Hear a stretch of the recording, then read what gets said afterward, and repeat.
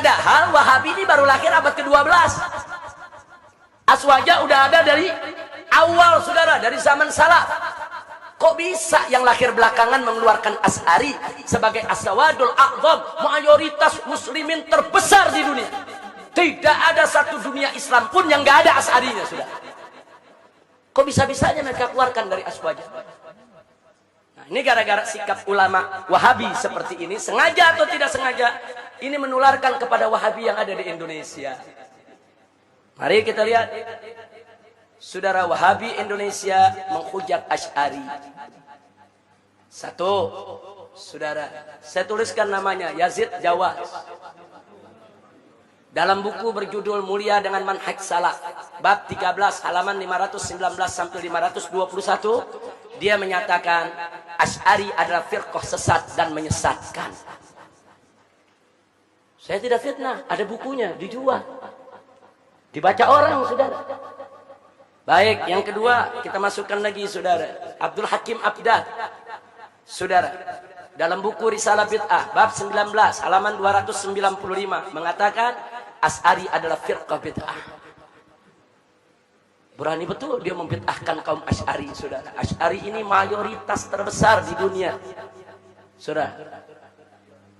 Baik, yang ketiga kita lihat, saudara, yaitu Hartono Ahmad Jaiz dalam buku Bila Kiai Dipertuhankan halaman 165 sampai 166. Dia mengatakan Asy'ari bukan Ahlus Sunnah yang di bawah imam yang 4. Dia tulis ada dalam bukunya. Saya tanya, ini hujatan bukan buat Asy'ari? Kita dianggap bukan Ahlus Sunnah, bahkan dianggap sesat, ahli bid'ah. Kemudian yang keempat, Mahrus Ali, ngaku mantan pengurus NU, saudara. Dia mengarang lebih dari 10 buku.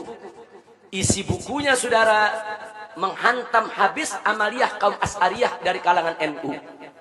Jadi mereka sebut tuh yang namanya tabarukan, tawasulan, ziarah kubur, gosidahan, baca nasid-nasid Islami, saudara. Itu semuanya penyakit TBC. T-nya tahayul, saudara, B-nya bid'ah, C-nya khurafat. Dia kasih istilah. Jadi Asy'ari ini di Indonesia ini sudah mengidap penyakit TBC. Nah, penyakit TBC itu penyakit takhayul, penyakit bid'ah, dan penyakit khurafat. Ada dalam bukunya. Saya beli bukunya, saudara. Ada 11 buku yang saya beli, karangan dia. Saya baca semua. Cuman jangan saya baca nanti saya dituduh Wahabi, ya. Baca aja kan boleh untuk mempelajari. Baik, kita punya. Ini bukunya semua, ini yang kita tuliskan di sini kita punya. Saya nggak berani tuliskan di sini kalau saya nggak punya, saudara. Nanti begitu dituntut, mana bukunya? Saya nggak punya. Ini bukunya semua ada di perpustakaan kita di MS, saudara, Megamendung. Sebagian ada di sini. Baik, yang kelima, Firanda Andirja. Yang keenam, Khalid. Yang ketujuh, Bawazir. Yang kedelapan, Riyad Bajri. Ini semua bisa kita dapatkan dalam YouTube. Anda nggak perlu repot-repot beli, buka YouTube ketemu. Tulis saja namanya ketemu, sudah. Nah, sekarang apa yang dilakukan Firanda Andirja? Menghantam habis tokoh Asy'ari yang sangat dihormati di Indonesia, yaitu ulama besar dari Mekah, seorang Sayyid, seorang Syarif, Abuya Sayyid Muhammad bin Alwi Al-Maliki. Dia hantam habis, saudara. Dia tentang semua, bahkan soal cium tangan dia musyrikan, saudara. Silakan dengarkan ceramahnya di YouTube, saudara. Nah, baik. Nah, ini yang baru-baru ini ramai menggugat Sayyiduna dan Minal Aidin. Urusan Minal Aidin yang banyak diamalkan kaum Asy'ari di Indonesia digugat-gugat. Minal Aidin bid'ah lah, enggak nyunnah lah, saudara. Nah, kemudian disindir-sindir, apa tuh Minal Aidin? Selamat kembali. Kembali dari apa? Mesti disebutin dong. Kembali dari Jakarta, kembali dari Surabaya. Masya Allah. Tuh ada sindiran macam itu, saudara. Nah, jadi sekali lagi hal yang nggak penting, saudara. Mereka korek, akhirnya timbul perdebatan di mana-mana dan bisa mengantarkan kepada perpecahan.